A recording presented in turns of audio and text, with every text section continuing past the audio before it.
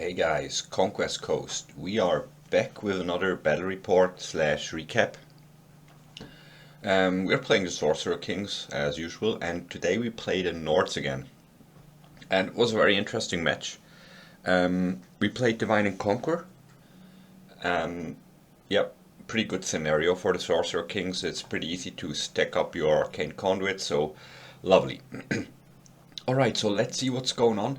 I played the game yesterday and I was already like thinking through the game again, and I saw even through the game I saw a few things I did like wrong. And after the match I was like today and yesterday thinking about the match, and I see like a few other things I should have definitely played different, and it's some stuff I should really keep in mind. But anyways, alright, so let's go. He sent in two of the raider units there. You can see one is on the water and one is right next to the tower on the left side. And they're like running up, going to score, and we are not really going to stop them. I kept my goals back turn one because I don't want to send them in. I don't really need the reinforcement line or something because we play it slow against the Nords, and try to win it through the late game. So yeah, we turn two we got like both Rajakur units with the Sorcerer and the big one with the Maharaja in. We got the goals in, and I think we got the archers. And I mean, normally, like, we split super hard here. Because my first intention was maybe we keep a light side with the just a big Rajakur block and see what's going on there if we need more. And try to bolster up our right side with the small Rajakur unit with the Sorcerer. Because we don't really want to lose our Chadu there, which would kind of hurt us. He sends in the Golder Beast pack in the center, right behind the object. And yeah, I think we gonna start an inside rage there.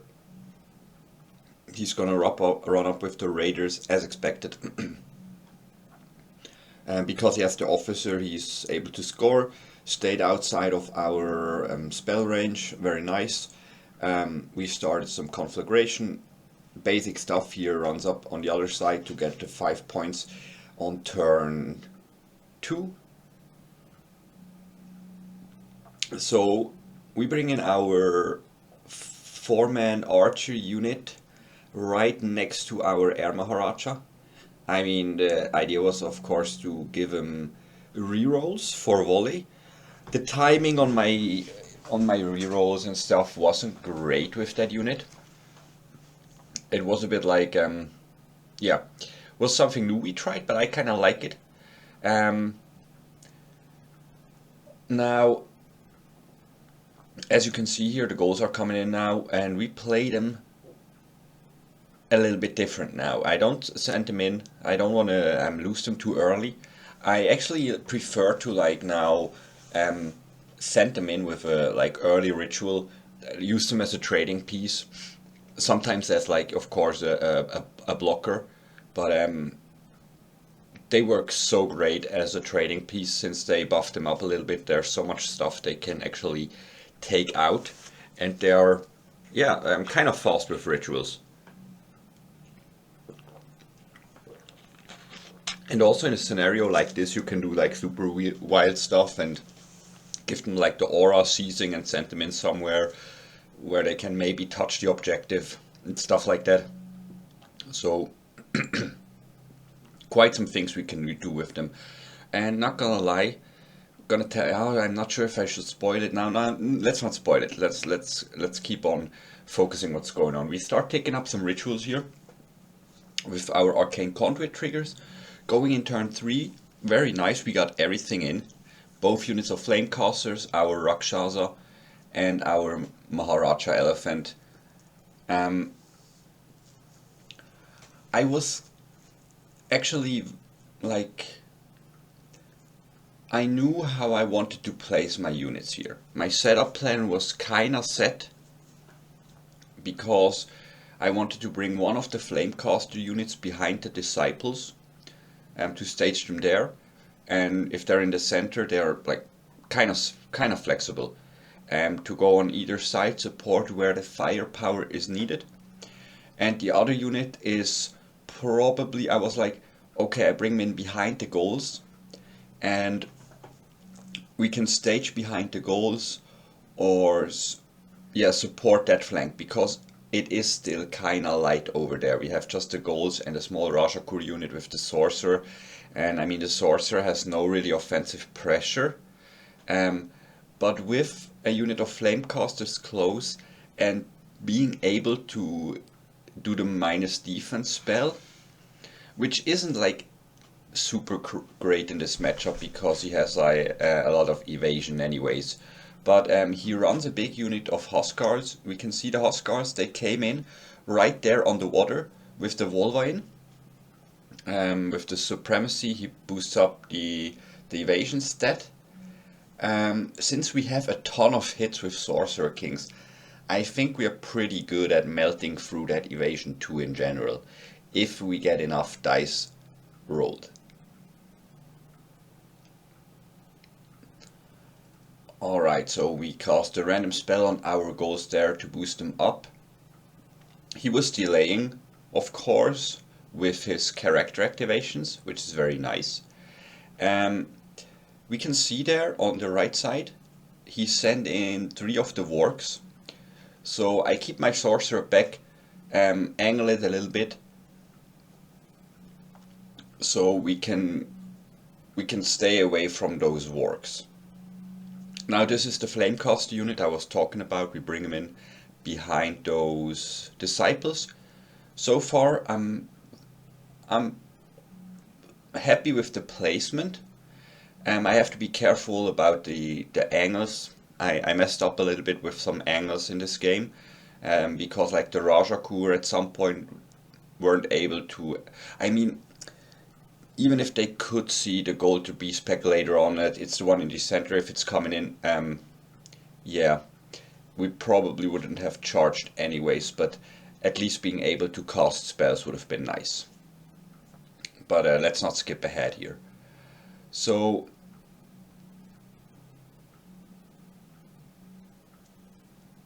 he's still deciding on the positioning on those Wargs, and as you can see, he's now really, he wants it there. So he sends them in full hand, trying to pressure my my Jadu, and I had no space to fit the elephant there. I don't really see the placement. I would have preferred maybe the goals could have actually activated first now, but I mean, I wanted to have them late, so I don't want to mess that up. I tried there like a zillion times to get that Mahout in range, but yeah, I was out of like 0.4 inches or something like that, the classy one, so I decided to like, whatever, put it on the objective, get the Arcane Conduit trigger, so our ritual stacking is getting pretty good here. We have a lot of stuff up, and now my goals are like, alright, I mean, I have Unstoppable, I need to roll a 5. If I roll a 4 is actually not great. I mean, we can bait him in with a 4, that's okay-ish. But if we make the charge, and as you can see there, we rolled a 5, they make it. If we can make the charge, that's pretty neat, because we can, or as you can see there, we wipe out that unit. So the goals already 160 points they picked up. So the trade was successful there.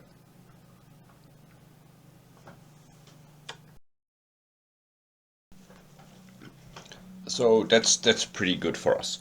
And as you can see on the other side, our Disciples picked up most of the other raiders. We break them. Since he was out of range, we are not able to finish him off, so he scored the points again, which is fine. Here I was deciding to, should I go forward? I could even contest the point. From how I was set up, maybe I can move them a little bit more over and just touch the point with the corner, so I could contest the point there. But what I learned from previous games is just don't send in that Rajakur block. Because if I send it forward, alright, I score that point, but then he can charge me with trolls, maybe get the Golder Beast pack ready to charge my flank, and then my Rajakur block is just gone.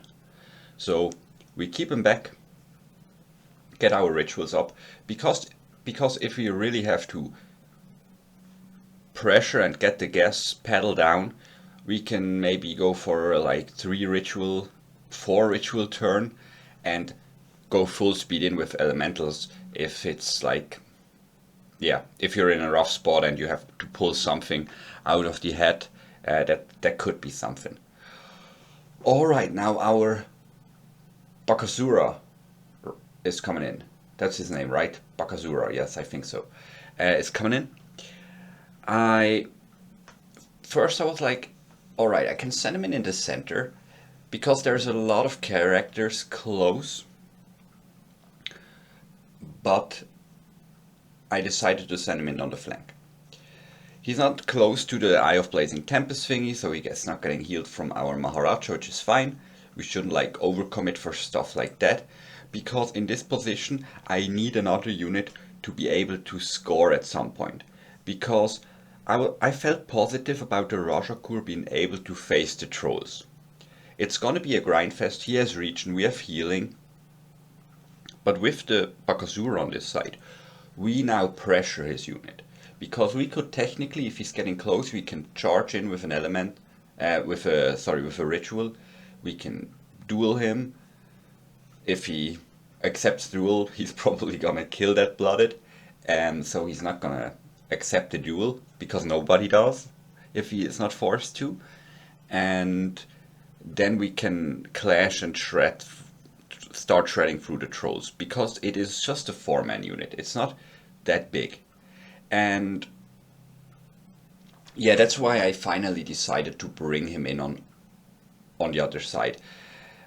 That's something, because we play the Sorcerer now in our 3, or I played the Sorcerer now in that 3-man Rajakur block.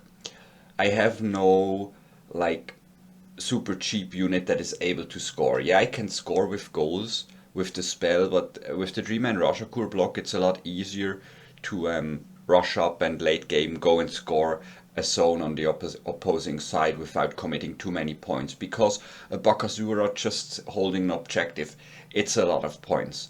But at some point, I mean, we're winning the game through objective play, so at some point we have to do it. So, and the Rajakur block, I don't want to send it up that far to the board because it takes ages for them, and they're there to hold the center, because yeah, disciples and flamecasters, they can die pretty quick.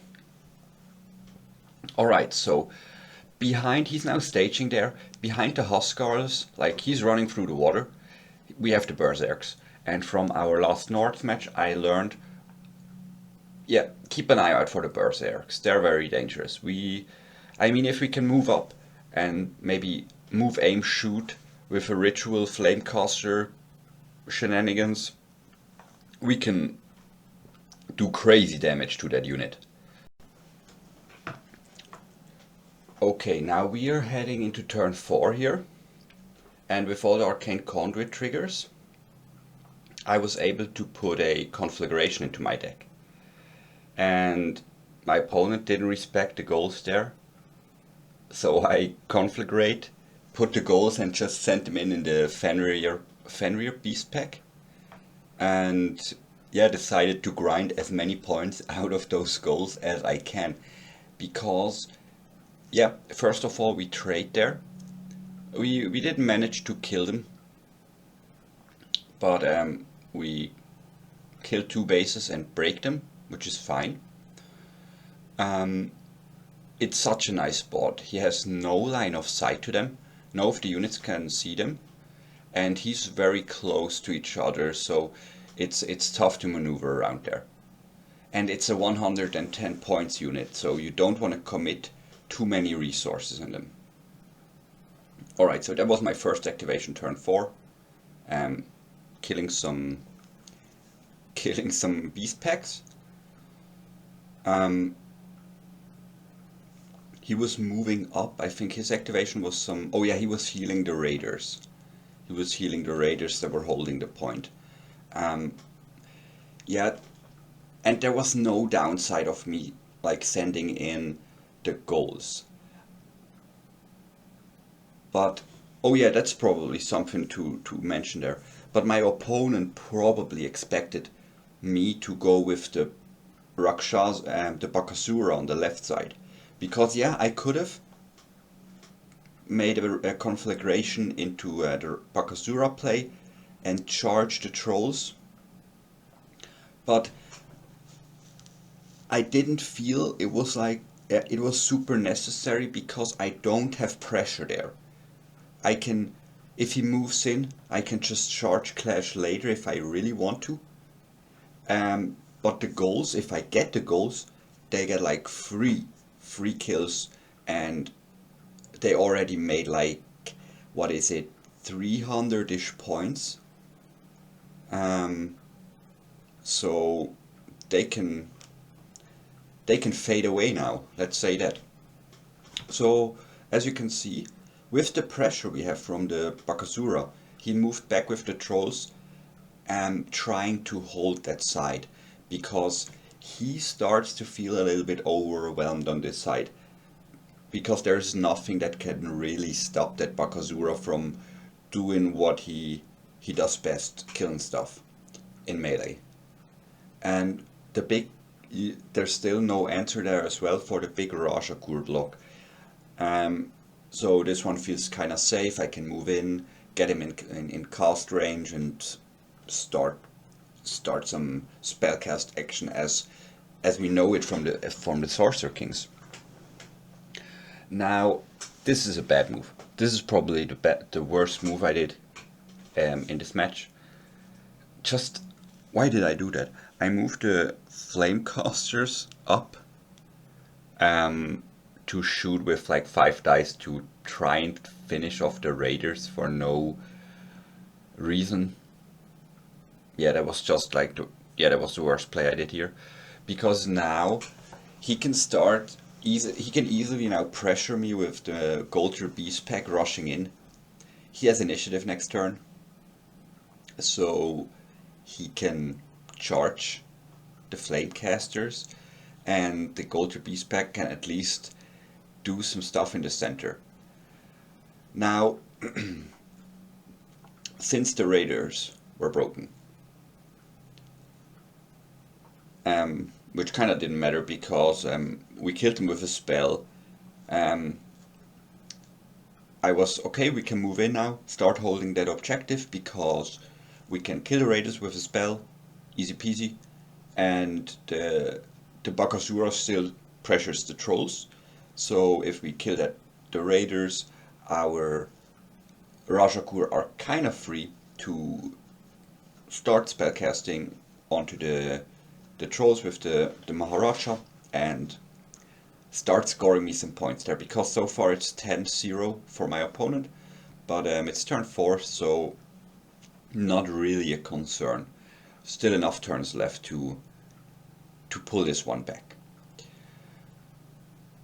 Now, on my right side, it feels like overall it felt a little bit soft, but I think my opponent struggled there to push. I think if he pushed faster, I mean, he was already going in pretty fast, but if he maybe pushed a little bit faster, that could have maybe worked for him there. Now, I place my Mahout right behind my Flamecasters, because I have rituals coming up next turn with the Arcane Conduit triggers we get. Still getting a lot of triggers. I mean, there's 3 Arcane Conduit triggers on the right side. And we can send in our Mahout, because, oh, I forgot to mention that our Mahout was our line breaker here, so the Huskars are a prime target. And they have no cleave, not the craziest volume of attack, so they need ages to grind through my Mahout, and my Mahout is, yeah, slowly like grinding them down. And since we have the Eye of Blazing Tempest and the possibility to cast on ourselves, we can heal them up quite fast. Now, he was trying to charge me there with the Berserks, but he failed the charge, so the goals stayed there. He wasn't able to deal with him that this turn. And I was okay, if we can get another turn with them, we can finish the job. And the Bakasura still having the movement advantage over the trolls, gets in a good range, keeps pressuring the trolls, pins them there. We get another conflagration in and go into turn 5. We score our first 2 points, he scores another 2, so it's 12-2 now, and we like our board position. Our left flank looks very solid. I think there's no pressure we have there. We have a clear plan how we can contest these zones. The other side still felt a bit shaky, and as you can see, he made the play there, lovely. Sending the Golter Beast pack, pressuring my Flamecasters, pressuring the flank of my Rajakur. I feel fine with the flank of the Rajakur because he could send them in, but then he just gets obliterated by my firepower from close range archers. I mean, they can use probably arcing fire there if I can move up with my Flamecasters, and the Flamecasters with torrential fire being able to aim and shoot. Yeah, with maybe some rerolls from the Maharaja, who knows. It's some crazy stuff we could do there, but from the mistake we made there, it feels kind of free for him to just send it in, kill the Flamecasters, kill the archers, and yeah, clean out my center. And I would much prefer him to kill the archers. Yes, we trade 140 points there. We get the close range shots with the Flamecasters. I need to do some math there, but maybe we can, if we plan it in advance. I mean, with 2 Flamecaster units, we are still flexible with our activation order. We could ritual into Flamecasters and possibly aim, shoot, and charge. Or maybe just shoot, charge, clash to get maximum volume, like dice volume. Maybe with the water. It depends on the placement because they're further ahead. Maybe. Yeah, if we stayed back, it would have been so much better. We could even send our archers a little bit forward if we use them as a roadblock. And now, as you can see, he charges in with the Golter Beast pack. It's his it's his best play, and yeah, he just kills those Flamecasters with impact attacks basically, which isn't too surprising. Flamecasters, they just melt. They melted super crazy there because we made like 0 saves, but doesn't matter. He's in front of our disciples, so at least they get a good shot.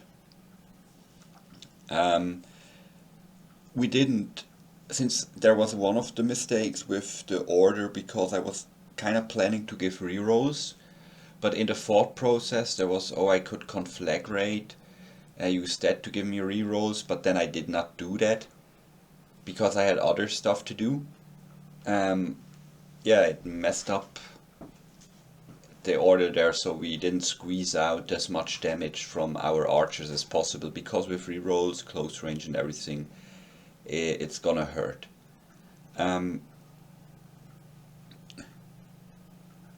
Oh yeah, the goals now. The goals killed the beast pack, and I decided to clash reform, and that's not the play I should have done. I should have clashed and then just move 6 inches straight up the board, because then we're not on any zone or something, that does not matter, but we are like super close to the board edge, far back, so if he want to do the reform and charges with the berserks, it's a little bit further of a distance, so maybe he fails the charge, but even if he gets the charge, he's so out of position. The berserks need like, I don't know, 3 turns to get back in action. If they're that far back, because they need a turn to go, kill the goals, then reform, move up the board. Takes him some time and gives us enough time to deal with the Huskarls, and then we get the spellcasting, flamecasters, everything ready to kill the berserks. It kind of worked out here overall, but as you can see now, he charged in, killed us, and he's not in the best position there, but he's still in a better position if he had to go up the board, show us his back and everything. But anyways, that's why we do these replays. So I can learn something from doing the replay, also thinking about the match, going back and check what we did. And maybe some people watching can learn something. Because Sorcerer King, the more I play them, the more I start to love this faction. It's such a fun faction to play. It has so many things you can do. You have to really plan your stuff ahead when you use your rituals, because yeah, there's a lot of conflagrate because it's the best ritual, but inside rage with the elephant and in a right spot, safe, with a lot of flank charges coming up, is so important. Getting the fiery dominion isn't super difficult now to play, but getting that one set up, having something in the range to get that objective markers, yeah, the rituals are a lot of fun to play, and I can't wait for our Sorcerer King reworks coming up, hopefully sooner than later. Alright, now this is the turn where the thing is, I try to wrap this up here a little bit so you can understand. We shot the raiders, didn't manage to kill the raiders, so we had one base left.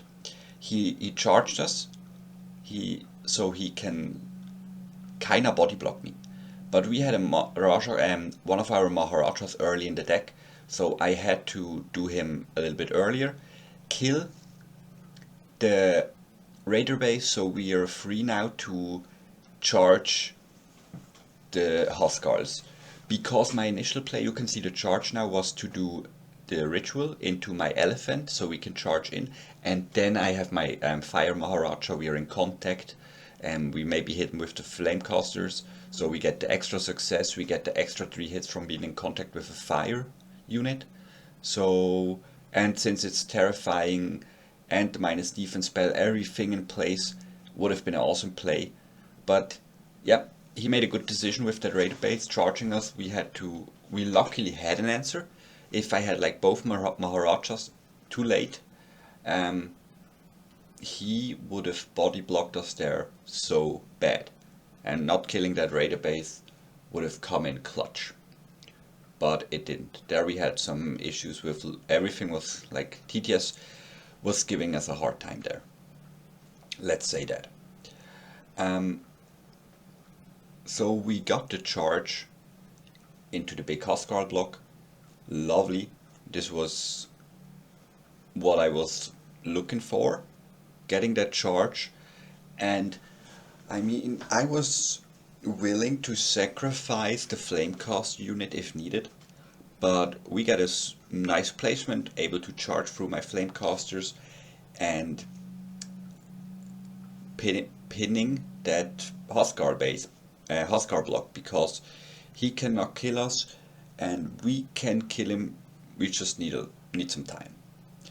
With double conflagrate, burnt to cinders, flamecasters, Mahout, we can wrap up that unit kinda fast. Also on the other side, we have the trolls now fighting it out with the Rajakur. I mean, he kinda has to do that play. He's pinned from the Bakasura. If we can charge him on the back, it's not helping him. If he can do significant damage to the Rajakur, maybe. But the only thing I was a little bit worried now was the Gold Rubies pack. So we reformed, charged in to get impact attacks, and since he has regeneration, I wanted to counteract it a little bit with the Aura of Death. And he had nothing else to do. We had no triple activation, and going back there, if I placed myself a little bit different, I could have made an easy charge there.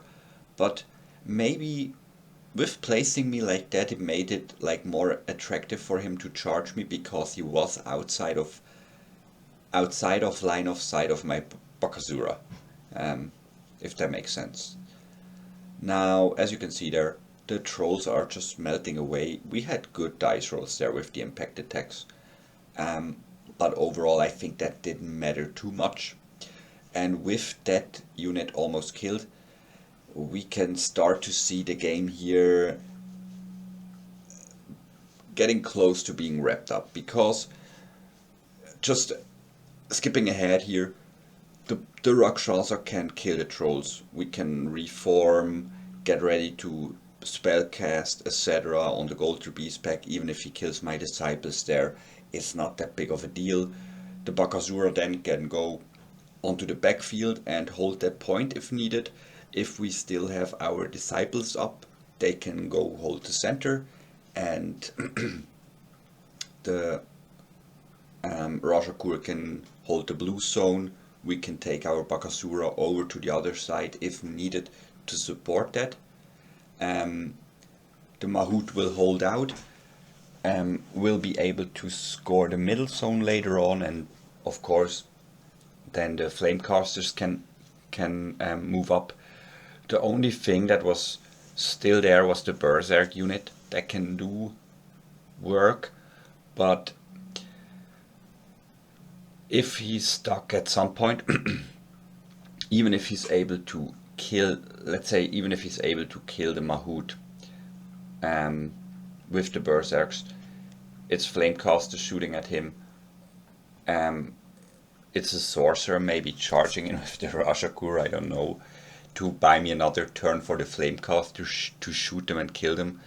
So I don't really see a path out for him. We have too many resources left, and the last turns really wrapped it up. I had the right pieces in contact with the right units.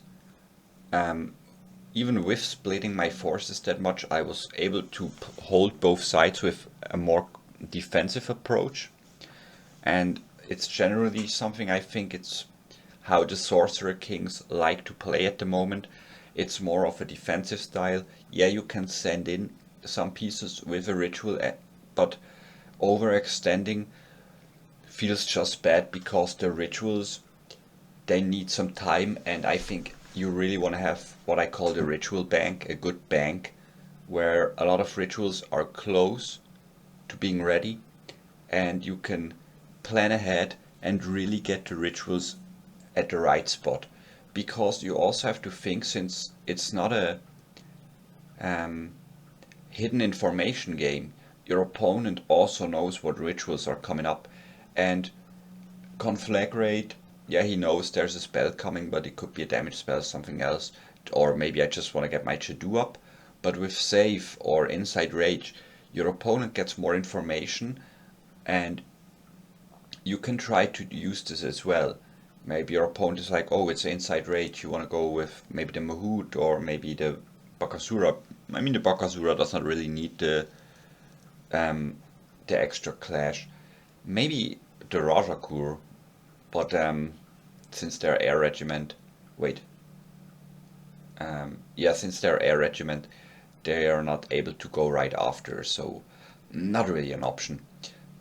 I mean, it's always an option, or they can go in later on that unit, and I think having your ritual bank in a good spot is very important. So yeah, we are wrapping up the game here, calling it. It's turn, I think, we did move the turn counter. I think it's turn 6 now, and we're calling it because it was getting kind of late, and as you can see, the game was wrapped up. So you can watch the last, I think, minute or two.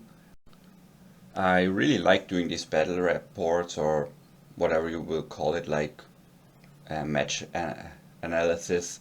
Learned a lot from this one and from the last few matches. Yeah, Conquest, just a great game. Really enjoying it. And I hope you learned something too. And I see you next time, guys. So have a good one.